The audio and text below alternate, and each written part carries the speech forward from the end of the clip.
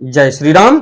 आइए चलते हैं हम आपको फिर प्रभु श्री राम के रामचरितमानस की अयोध्या कांड की कथा में, जिसको सुनने और पढ़ने मात्र से ही हमारा आपका देश संसार का कल्याण हो जाएगा। और देखा जाए तो प्रभु को 14 वर्ष का वनवास भोगने के लिए और उसके बाद 14 वर्ष के वनवास के दौरान प्रभु से चित्रकूट में भया भरत और शत्रुघ्न गुरु माताएं और माता कौशल्या, माता कैकेयी, माता सुमित्रा और महाराज जनक और माता सुनैना प्रभु से मिले। और इस मिलन की कहानी हृदय विदीर्ण कथा है कि जो सुनता है उनके आंखों से आंसू आ जाता है। तो ये कथा समापन की ओर है प्रभु श्री राम के रामचरितमानस की अयोध्या कांड की कथा। तो उसमें बहुत समझाने बुझाने के बाद भी प्रभु 14 वर्ष का वनवास के बाद ही अयोध्या लौटेंगे, क्योंकि उनको तो धरती पर लीला करना है और इसीलिए वो लीलाधारी हैं। वो तो हर व्यक्ति के, हर मनुष्य के हृदय में वास करने वाले हैं। लेकिन जिसकी जैसी भावना, जिसकी जैसी भक्ति हो, तो प्रभु ने भरत भैया को आदेश दिया और उनको अपनी चरण पादुका को दिया और उस चरण पादुका को भैया भरत ने सिर पर धारण किया और प्रभु ने कहा कि यही हमारी दोनों आंखें हैं, चरण पादुका यही हमारे किवाड़ हैं और यही अयोध्या की रक्षा करेंगे।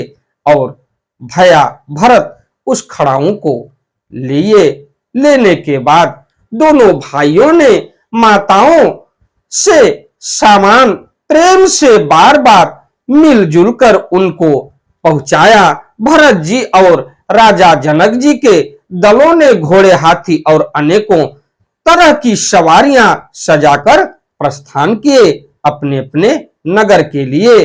तो इस कथा को मैं आप तक ले चलता हूं। भोलेनाथ के श्री शिव महापुराण की कथा को अगर देखा जाए तो आपको शाम को मिल जाएगा 8 से 9 बजे के बीच में। उसके बाद प्रभु श्री राम के रामचरितमानस की कथा को देखा जाए तो हमारे चैनल, हमारे वीडियो के माध्यम से आपको सुबह ब्रह्म मुहूर्त के समय आपको प्रभु श्री राम के रामचरितमानस की कथा आप तक पहुंचती है। आप उसको देखने का प्रयास करिए। तो विघ्नों को हरने वाले भगवान गणेश और विद्या की प्रदायिनी मां सरस्वती के श्री चरणों में शीश नवाते हुए विनम्र निवेदन करूंगा कि हमारे देश संसार में जहां भी प्रभु श्री राम के रामचरितमानस की कथा हो रही हो, उसे संपन्न करने में अपना पूर्ण योगदान दें। उसके साथ साथ हमारे ऊपर भी अपनी कृपा बनाए रखें कि मैं अपने मुखारबिंदु से प्रभु श्री राम के रामचरितमानस की कथा को जो भी प्रभु श्री राम भक्त प्रेमी हैं उनके तक पहुंचाने का पूर्ण प्रयास करूं। तो ओम श्री जानकी वल्लभो विजयते, हृदय राम सिय लखन समेता, चले जाहि सब लोग अचेता, बसह बाज गज पशु ही हारे, चले जाहि पर बस मन मारे। सीता जी एवं लक्ष्मण जी सहित श्री रामचंद्र जी को हृदय में रखकर सब लोग बेसुध हुए चले जा रहे हैं। बैल, घोड़े, हाथी आदि पशु हृदय में हारे शिथिल हुए परवश मन मारे चले जा रहे हैं। प्रभु श्री राम को छोड़ के गुरु गुर तिय पद बंद प्रभु सीता लखन समेत, फिरे हरस विस्मय सहित आए परन निकेत। तो गुरु वशिष्ठ जी और गुरु पत्नी अरुंधति जी के चरणों की वंदना करके सीता जी और लक्ष्मण जी सहित प्रभु श्री रामचंद्र जी हर्ष और विषाद के साथ लौटकर पर्णकुटी पर आए। तो देखा जाए तो गुरु वशिष्ठ कुल पूज्य हमारे ये प्रभु श्री राम के कुल पूज्य थे और इनकी चरण वंदना किए और गुरु माता अरुंधति जी की भी चरण वंदना किए। उसके बाद ये अपने पर्णकुटी में लौट आए, विदा किन्न सम्मान निषादु, चले हृदय बड़ बिरह विषादु, कोल किरात भिल्ल बनचारी, फेरे फिरे जोहारी जोहारी। फिर सम्मान करके निषाद राज को विदा किया। वह चला तो सही, किंतु उसके हृदय में विरह का बड़ा भारी विषाद था। फिर श्री राम जी ने कोल किरात भील आदि वनवासी लोगों को लौटाया। वे सब जोहार जोहार कर वंदना कर करके लौटे। प्रभु सिय लखन बैठी बट छाई, प्रिय परिजन वियोग बिलखाई, भरत स्नेह सुभाव सुबानी, प्रिया अनुज सन कहत बखानी। प्रभु श्री रामचंद्र जी, सीता जी और लक्ष्मण जी बड़ की छाया में बैठकर प्रियजन एवं परिवार के वियोग से दुखी हो रहे हैं। भरत जी के स्नेह स्वभाव और सुंदर वाणी को बखान बखान कर वे प्रिय पत्नी सीता जी और छोटे भाई लक्ष्मण जी से कहने लगे, प्रीति प्रतीति वचन मन करनी, श्री मुख राम प्रेम बस बरनी, तहि अवसर खग मृग जल मीना, चित्रकूट चर अचर मलीना। श्री रामचंद्र जी ने प्रेम के वश होकर भरत जी के वचन, मन कर्म की प्रीति तथा विश्वास का अपने श्री मुख से वर्णन किया। उस समय पक्षी पशु और जल की मछलियां, चित्रकूट के सभी चेतन और जड़ जीव उदास हो गए। ये वर्णन सुनने के बाद तो देखा जाए तो प्रभु के चरण जहां जहां पड़े, वहां की धरती, वहां की नदियां, वहां के पशु, वहां के पक्षी सब तृप्त हो गए और किसी भी प्रकार का, किसी भी तरीके से आपस में मतभेद नहीं था। तो ये बड़ के वृक्ष के नीचे प्रभु श्री राम भरत भैया की गाथा को सुना रहे हैं और अपने मन को सांत्वना दे रहे हैं। उसके साथ साथ माता वैदेही और भैया लक्ष्मण को भी सांत्वना दे रहे हैं, क्योंकि वो तो अंतर्यामी हैं, वो तो सब कुछ देख रहे हैं। लेकिन उसके बाद इन लोगों के लिए वो ढांढस बंधा रहे हैं।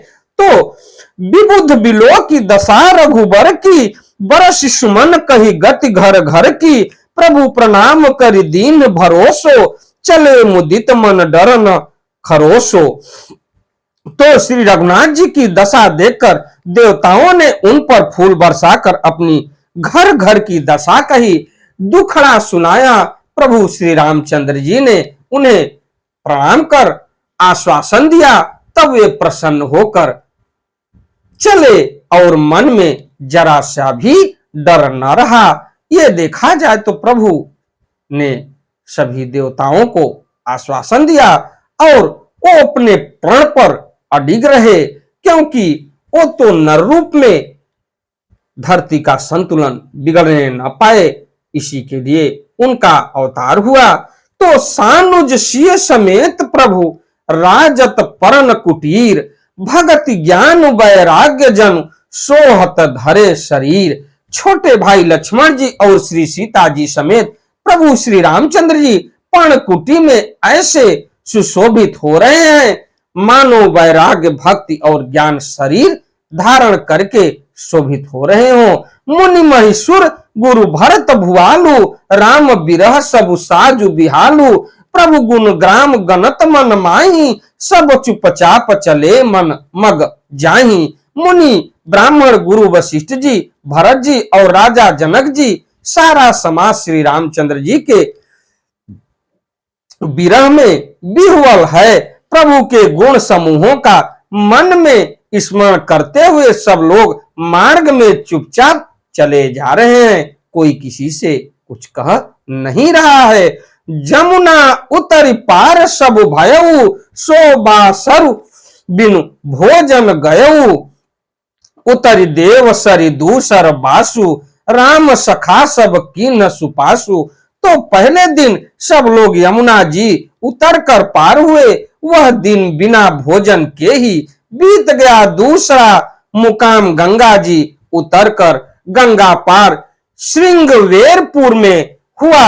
वहां राम सखा निषाद राज ने सब सुप्रबंध कर दिया, यानी भोजन और जलपान की व्यवस्था प्रभु श्री राम के भातृ प्रेम में रहने वाले और उनके अनन्य भक्त निषाद राज ने तो गंगा पार होने के बाद श्रृंगवेरपुर में उनका सत्कार करते हुए सब सुप्रबंध कर दिए। भोजन और जलपान की सही उतर गोमती नहाए, चौथे दिवस अवधपुर आए, जनकु रहे पुर बासर चारी, राज काज सब साज सभारी।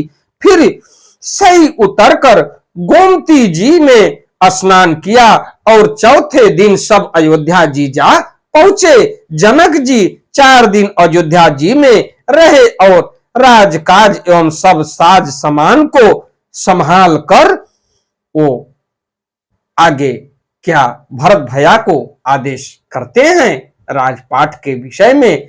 तो इसी के लिए वो 4 दिन अयोध्या जी में भी रुके। महाराज जनक सौंपी सचिव गुरु भरतहि राजू, तेरहुत चले साज सब साजू, नगर नारी नर गुर सिख मानी, बसे सुखेन राम रजधानी। तथा मंत्री गुरु जी तथा भरत जी को राज्य कर सारा साज सामान ठीक करके तिरहुत को चले।